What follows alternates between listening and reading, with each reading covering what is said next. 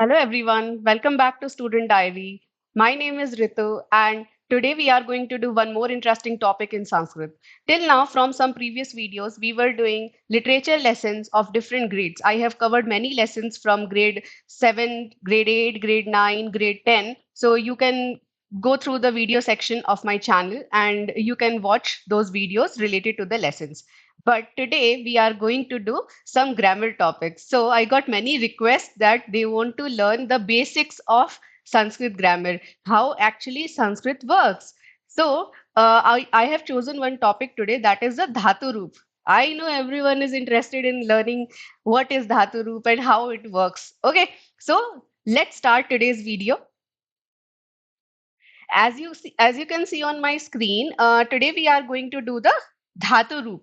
Like, what are the basic concepts of dhatu roop? Okay, so everyone who is doing Sanskrit, who is learning Sanskrit, who has heard about Sanskrit, or who is reading Sanskrit, maybe in the school or anywhere else, everyone knows that dhatu roop we are supposed to learn. Correct. So, and when we talk about dhatu roop, first thing comes to our mind is that okay, it is padti, patah, pathanti, right? But have you ever thought about it that what actually is dhatu? What are dhatu roop? What is the difference between a dhatu and a dhatu roop? Why do we use it? Then if dhatu roop is pat, then what is kriya? And then what is kartripad? How kartripad and kriya are related to each other? What is purush? Right? What is lakar? So many questions are there, right, related to dhaturup. So today we are going to decode all the doubts, right? So let's start with the first doubt. First thing, what we should be knowing in dhaturup is that what is dhatu actually? If we talk about dhatu, what do you mean by that? Dhatu is the root verb. So now, if we want to relate it to English, it's like the root verb. So, like in English, we write it like to go, right? So, just like you get in exams, like you have to write the correct form of go based on the sentence, right? So, you get an exam, right? Like I am dash in bracket, it will be like go to school. But which form of go will come here, that you have to decide. Correct. So the root verb go, that is called as dhatu. Okay.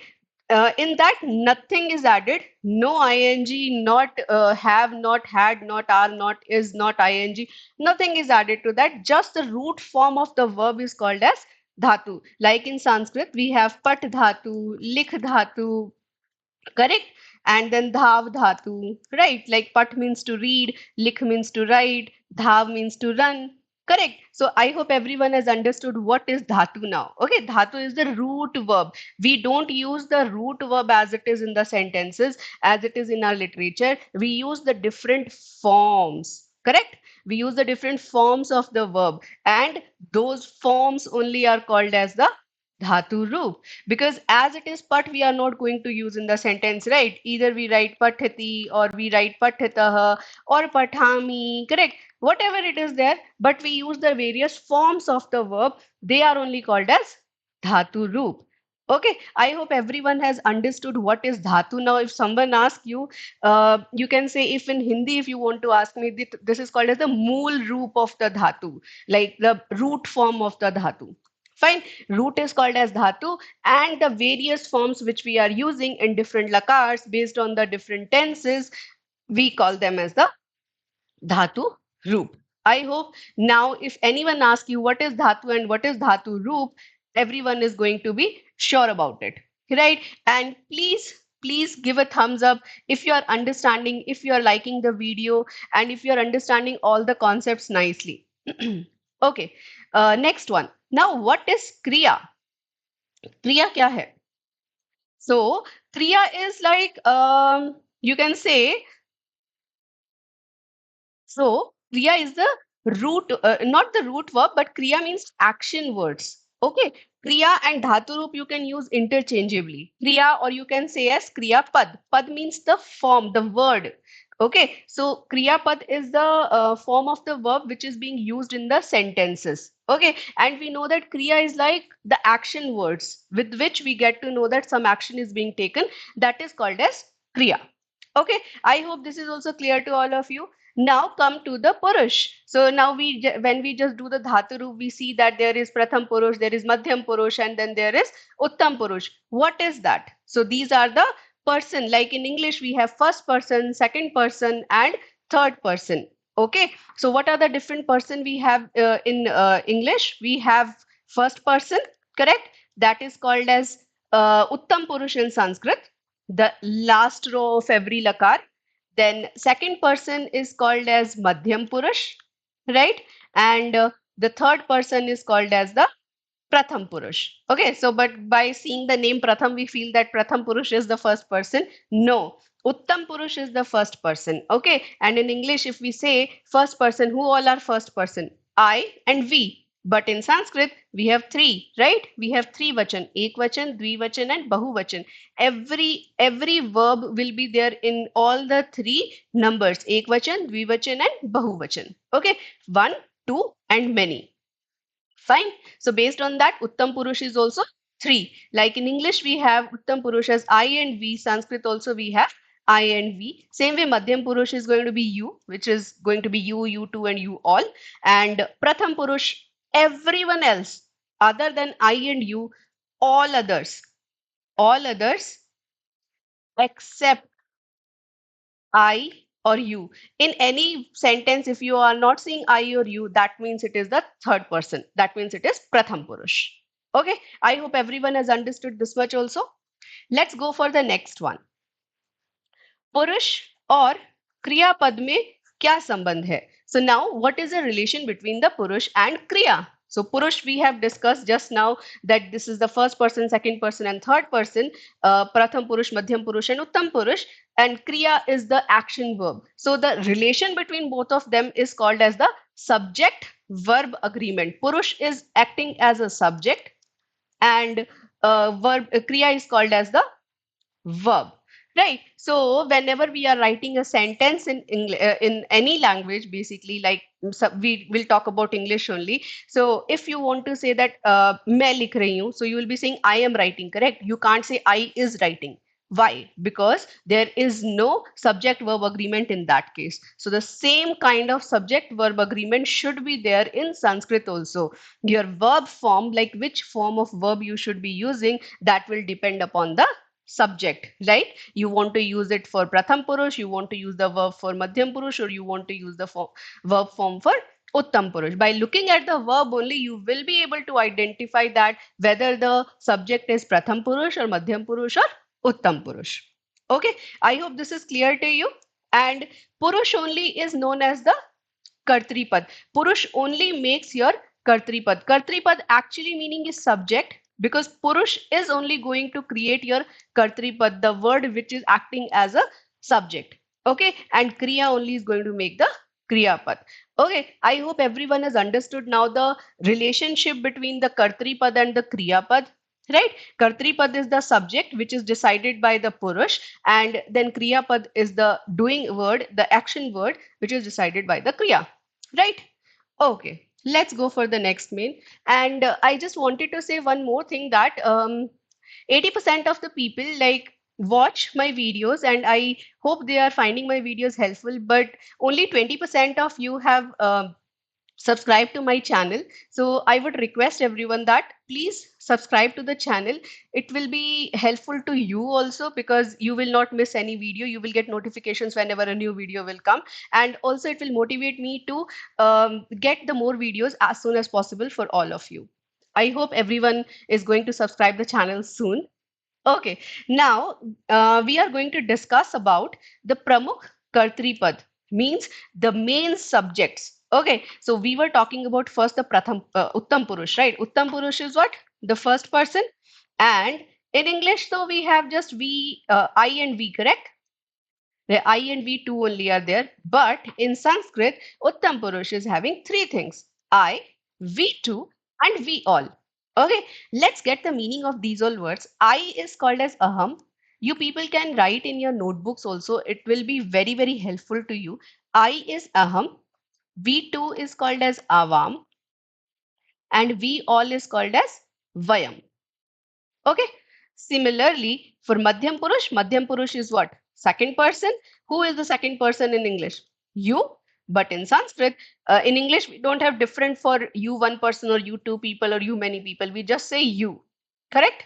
So you two, and you all. These all are the forms of you only. So you is called as tvam, you two is called as yuvam, and you all is called as yuyam. Correct. I hope everyone has understood. It is very important to know these all words. It is will be very helpful to all of you when you will be actually using the kriya pad. Okay, so in first person we have, if you want to talk about first person, but one person only is there. There are not two people or many people, just one person and first person. That is going to be I only. Aham. Correct. When I am talking about two people and first person, we two. And when I'm talking about many people and the first person, it's going to be we all.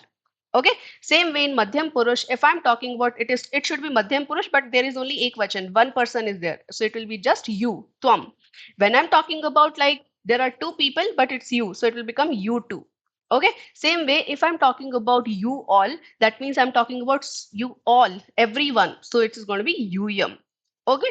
Now, rest of them, rest of every other subject in this world comes under Pratham Purush. Okay, just remember that these six subjects are going to be in Uttam Purush and Madhyam Purush. Other than that, whatever subject comes to your mind, any noun. So noun, you know that it's proper noun, common noun, abstract noun, anything it can be there. Pronoun it can be there. Adjective it can be there, or anything, whatever it is there. They all the subjects will come under Pratham Purush. Remember this thing. We will need it. Now, what are the common Pratham Purush we can have? Like these are the pronouns basically. So he means he we are using for a boy, right? So that is called in Sanskrit as saha. Okay, she is called as sa, and it is called as tat. Understood? So there are many different words also, but these are the most common ones we are going to use. Okay. Now, if we are talking about third person, but two people are there, then they two. If we are talking about the they two males, that is going to be tau, like those two men. If I want to talk about, if I'm writing tau, that is telling itself that I'm talking about two men. Okay. If I'm talking about two females, it's going to be they. Okay, and if I'm talking about two neutral like napunsakling, like two fruits and all that, then also it is going to be they. Understood? So with the help of the verb we will be able to tell that whether it is used for whom. Okay, so now similarly if we go for they all, for males if you want to say, it is going to be they. For females it is going to be taha, and for neutrals, for napunsakling, it is called as tani. Understood? So if you want to say they all males, it will be they. If you want to say they all females, taha. If you want to say they all neutrals, it will be tani. Okay, so now the confusion comes to the students that if there are many males, we call them as they, and if there are two females, then also we call it as they. Right? So how to differentiate between both of them? So that differentiation will come with the help of the verb form.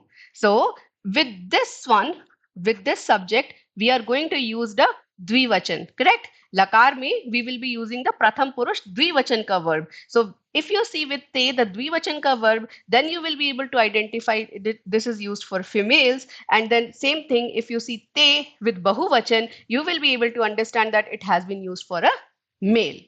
Okay, so that much understanding will be needing. So that's why we say that Sanskrit is like very scientific language, right? We always hear about these all things. So many logics will be there behind it, and it will work everywhere. That's correct only. Same thing only.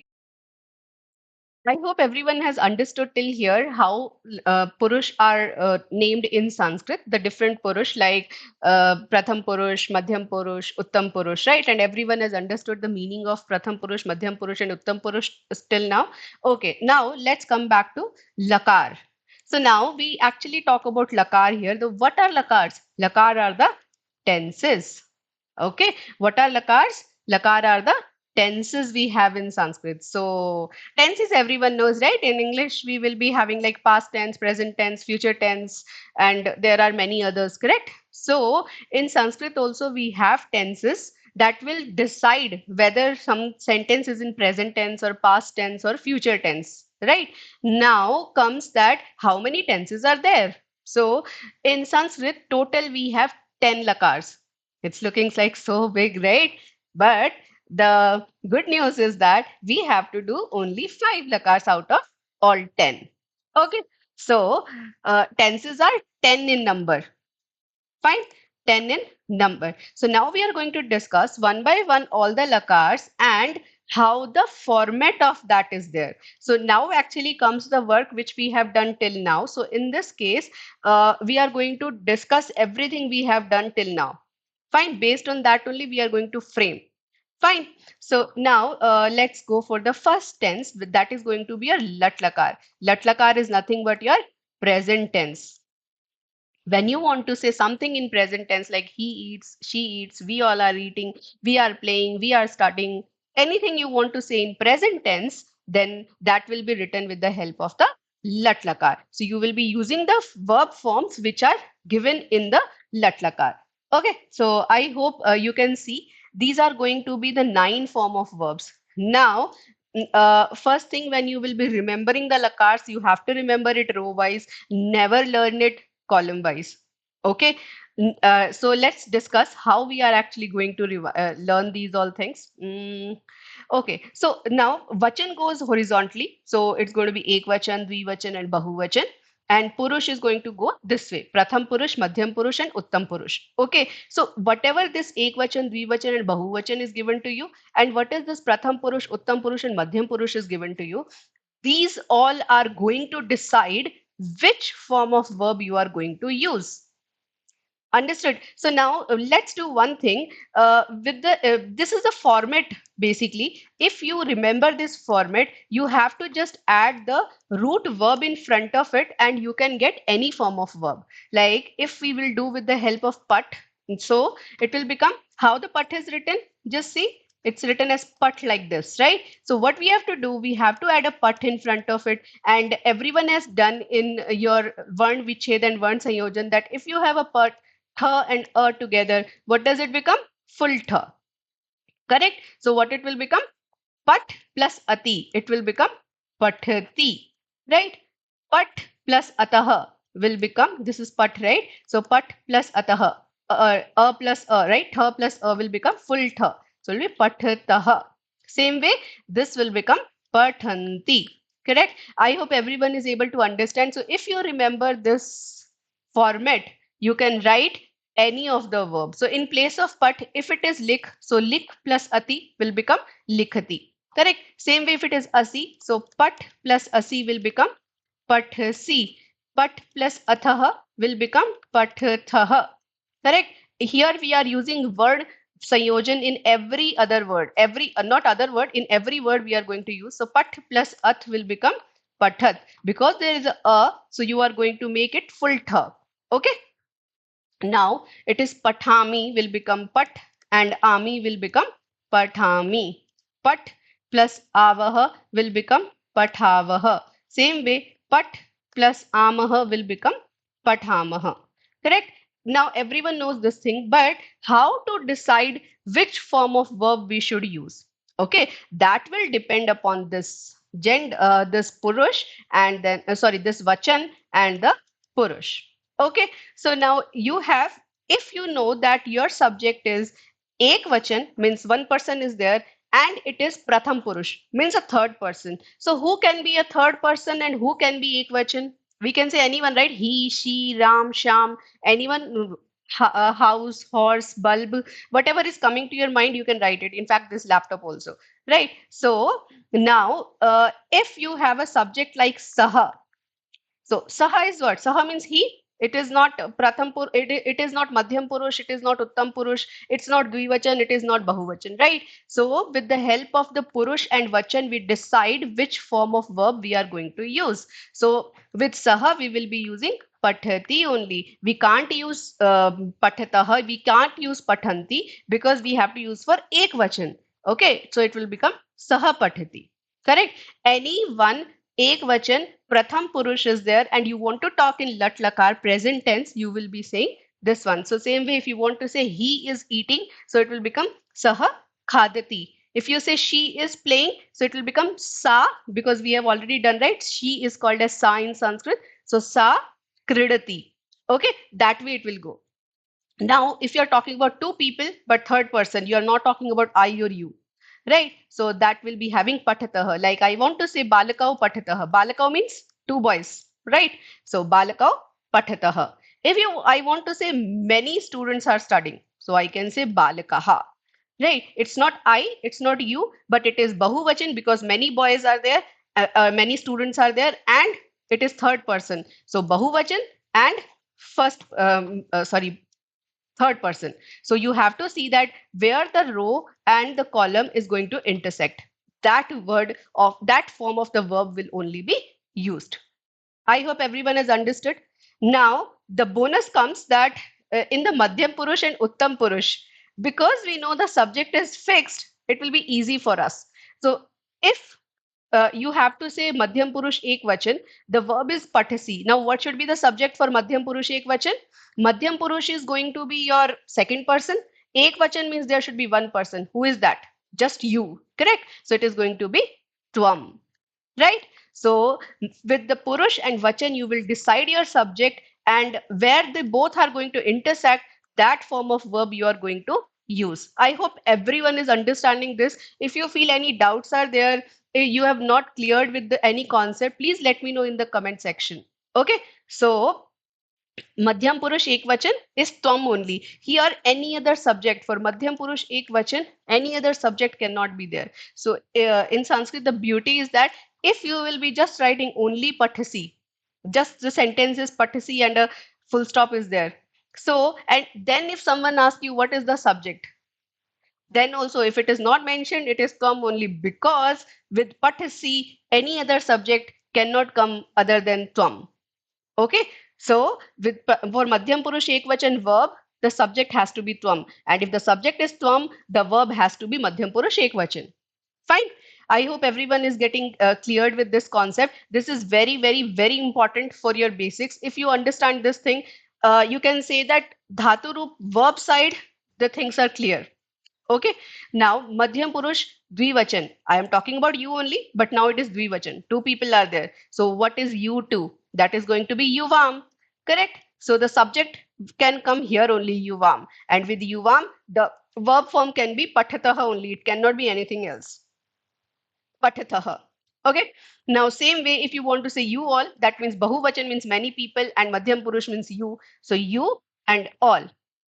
You all, it is matching here, second row, third column, correct? So here the subject has to be you, yum. Fine. For the Madhyam Purush and Uttam Purush, the subjects are fixed. Same way, let me know in the comment section what should be the subject for Pathami. It is Uttam Purush, that means first person. Ek Vachan means only one person. Okay, let me know in the comment section what should be the subject for this. If we talk about this one, this is going to be your Dvivachan, means two people are there, and Uttam Purush means first person is there. So first person, Dvivachan, it's V2, correct? First person means I or we, right? And Dvivachan means V2 should be there. So what do we say V2 in Sanskrit as? Avam. Got it? So with the help of the Purush, you decide what should be the subject, and when you get to know the subject, decide that particular form of verb. Fine. Now Pathamaha. So Pathamaha is used for Bahuvachan, Uttam Purush. So what is Bahuvachan, Uttam Purush? Uttam Purush is first person, Bahuvachan is many people. So first person, many people, it is going to be your Vayam, we all. Right? I hope this is clear to all of you. If it is not clear in one time, you can just give it a pause and see that if you have understood it or not. If you still feel that some doubts are there, you just rewind the video, watch it again, but don't keep any doubt in this part. Okay, because you are investing your time, a lot of time is getting invested while you are learning anything. So invest it 100%. Give your full concentration. Keep your notebooks ready with you so that you can take your notes. When I am speaking, try to take the notes as much as possible so that you can refer to them later. You can remember that.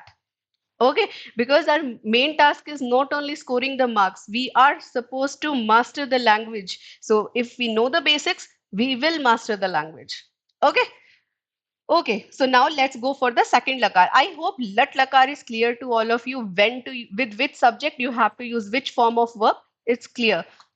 Exactly same thing happens in all the other lakars, just the tenses are going to change. So rit lakar we use for future tense. When you want to say he will read, she will read, they will read, I will read, like those kind of sentences. So rit lakar ka verbs forms are used for future tense, and it goes the same way. Purush will be say madhyam purush, pratham purush, madhyam purush, uttam purush. Same way your vachan is also going to be the same thing, ek vachan, dvivachan and bahuvachan. Based on the purush and vachan only, you will decide which form of verb is going to be there.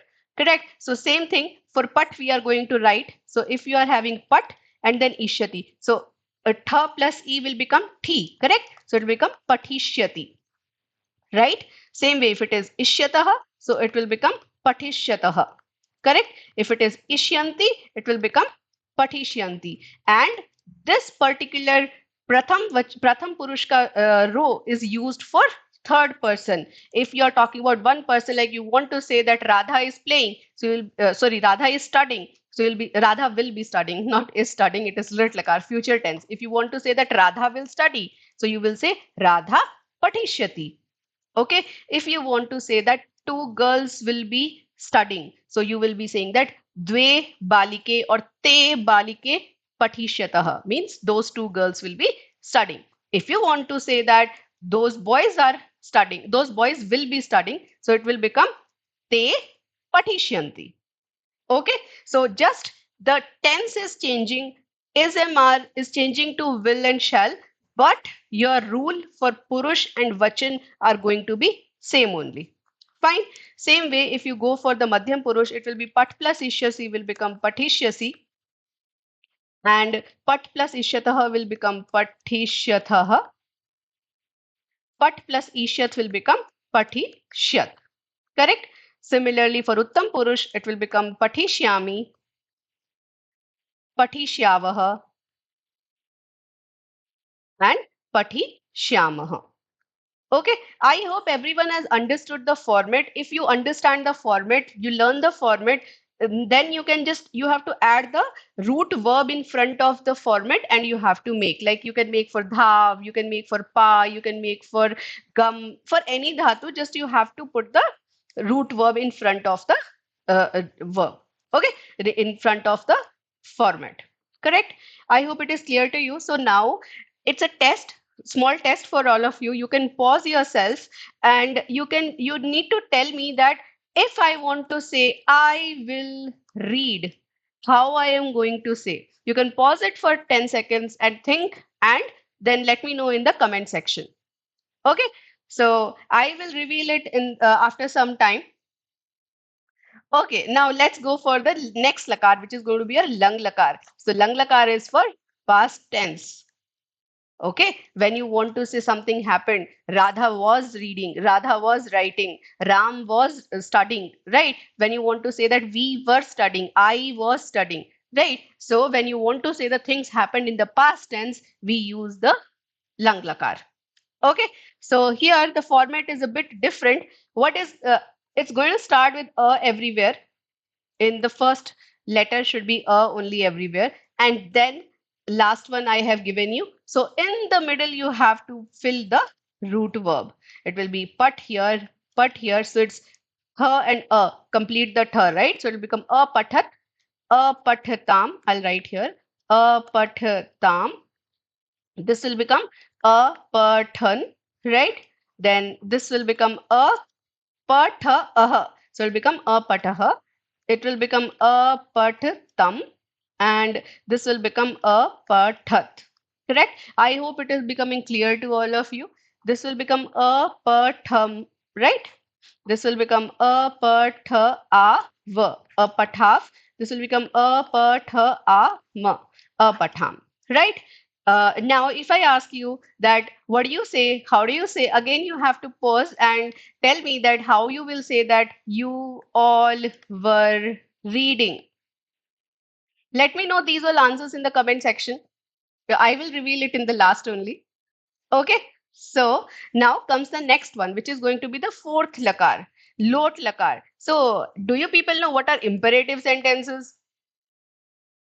like the request, the orders, the commands, those kind of sentence which are going to start with the verb like go and get water from me, study, and then leave from here, switch on the light, right? So these kind of sentences, for these kind of sentences, we are going to use the imperative sentences, and for that in Sanskrit we use the lot lakar. Okay, same thing only. If you want to tell to all the people and to all the people, but it is going to be your pratham purush and bahuvachan, so this is going to be your pathantu, like they all read, correct? They all read. So pat plus antu will become pathantu, correct? Generally we use here this one. So if you have, suppose pat dhatu only we are doing, so it will become pat. Just I am saying pat, nothing else. That means I'm saying that you read. Okay, this is an order or request or command, whatever it can be. Fine. But this is the smallest sentence I think we can have in Sanskrit. Like in English, we have go. So here it will be like read. So fine. So if you have atu, it will become pathatu tam. That means it will become pathatam, pat patham, and this will become pathata. Correct? It will be pathani. Ani is there, right? So pathani, pathav, pathav, patham, patham. Correct?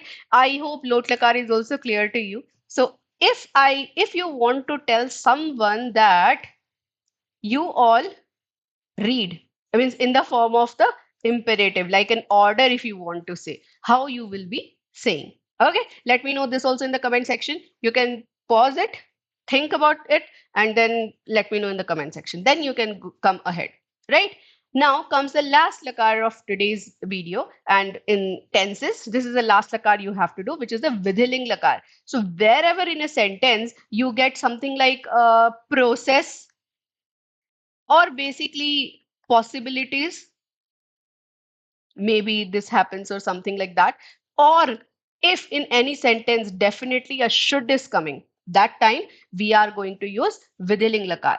Okay, chahiye, aisa hona chahiye. So there are two sentences. I say that tumhe ghar jana chahiye means you should go home, or I say that tum ghar jao, go to your home. So if I am saying go to your home, we will be using lot lakar ka verb. If we are saying that you should go your home now, that time I will be using vidhiling lakar. Okay, so just try to get the difference between both of them. Don't use blindly. Fine. Whenever in a sentence should is there, you have to use vidhiling lakar. Okay, if I want to say that he should read now, so I will be saying he is called as saha, so it is saha pathet. Pathet. So if you are using the pat dhatu only, so it is pat plus et will become pathet. So he should read. If I want to say he should read, it will be saha pathet. Correct. If I want to say that they two girls should read, so that is going to be te pathetam. Correct. Te pathetam means they two girls, those two girls should read. Correct. Pathe yuhu means they all should read, so it will become te pathe yuhu. Correct. I want to say that you should read, so it will be tvam pathehe. Correct. If I say that you too should read, that is going to be yuvam pathetam. Correct. If I want to say that you all should read, then it will become yuyam pathet. Correct. I am hoping everyone is understanding how it is going. If I want to say that I should read, which I will be saying very less, correct? That is something like we will be saying to others only, right? So it is going to become patheyam. So in this case, if I just write patheyam, that meaning is I should read. If I don't use the aham subject, then also it is fine. Okay, for this also, for madhyam purush and uttam purush, if you are writing only the verb, with that the subject is automatically that only, because it is fixed. Correct. If I want to say that we too should read, so it will become avam pathev. And if I say we all should read, which actually we all should, so it will become vayam, and then it will become pathema, pathem. Okay, so now I hope everyone has understood how the vidhiling lakar is used, when actually vidhiling lakar is used, when your lot lakar is used, when lang lakar is used, when rit lakar is used, and when lat lakar is used. So lakara is going to tell you the tenses. Correct. In which tense, which table you should follow, or which box you should follow, which lakar you should follow. Correct. And then which form under that lakar you should use, that will be decided with the help of the vachan and purush. If you are clear about your subject, like you want to say it for you, or you want to say it for you all, you want to say it for they, or you want to say it for I, if you're clear for that, you will be able to understand which particular word should be used as a verb form, right? So I hope, yes, we have completed everything for today's video. I hope everyone has understood the Dhatu Roop nicely. What is the basic concept behind Dhatu? Now, there is nothing to fear about Dhatu Roop. Just be confident that you know the meaning of each and every word. So, I think that's all for today. So, today what you are going to do, your task is that you go through all the lakars, you go through all the notes which you have taken, what all words you have written, the meanings you have written, and what all you have understood. Try to make the notes yourself and see that where are the gaps where you have not understood anything. Then you can go back to the video and check where the lack is there in the understanding. And also then you write any one dhaturup on your own. Like we have done the practice for pat, you try to write it for dhav dhatu. Dhav means to run, or you can practice it for likh dhatu, which is likh means to write. Okay, if you are able to write all the five lakars based on the format which I gave you, or based on the like words which we have done, what a learning we have done till now, it will be so good. I will be so proud of you all, and I'll be proud of myself also that you have understood the concept of Dhatu Roop. I hope you enjoyed today's video, but one thing is left. I told, right? I told you people that I will tell you the answers at the end. I forgot to tell. I think I gave you two questions to do. I forgot where it was. Yes, it was here. So if I ask you, you have to write, you all were reading, how you are going to write. So it is you all. For you all means it is Madhyam Purush and it is Bahuvachan. Correct? So what do you call you all in Sanskrit? It's called as Yuyam. And which form of verb will be used? It is Bahuvachan and it is Madhyam Purush also. So where they are intersecting? At this place. So it will be Yuyam Apathat. Correct? Yuyam Apathat means you all were reading. There was one more. Yes. If you have to say you all read, now this is the imperative. Again, it was like I gave you an easy one. It is Bahuvachan and it is Madhyam Purush. The verb should come as Pathat. And how do we say you all? That is as Yuyam. Correct? I hope everyone is understanding now better and everyone was able to get the answer before I said. Okay, so now your task is that please subscribe to the channel and share this video with your friends who are also struggling in understanding the basic understanding of the Sanskrit. And please write to me in the comment section if you're enjoying the videos, if you're understanding the concepts, and what all suggestions are there, and what all other things you want me to explain you. It will be very motivating for me, so that I will be able to understand what all you people need in Sanskrit. Okay, what kind of help you need in Sanskrit. So we'll stop our today's video here only. I'll see you soon in the next video with some more interesting topics. Till then, keep learning Sanskrit. Thank you.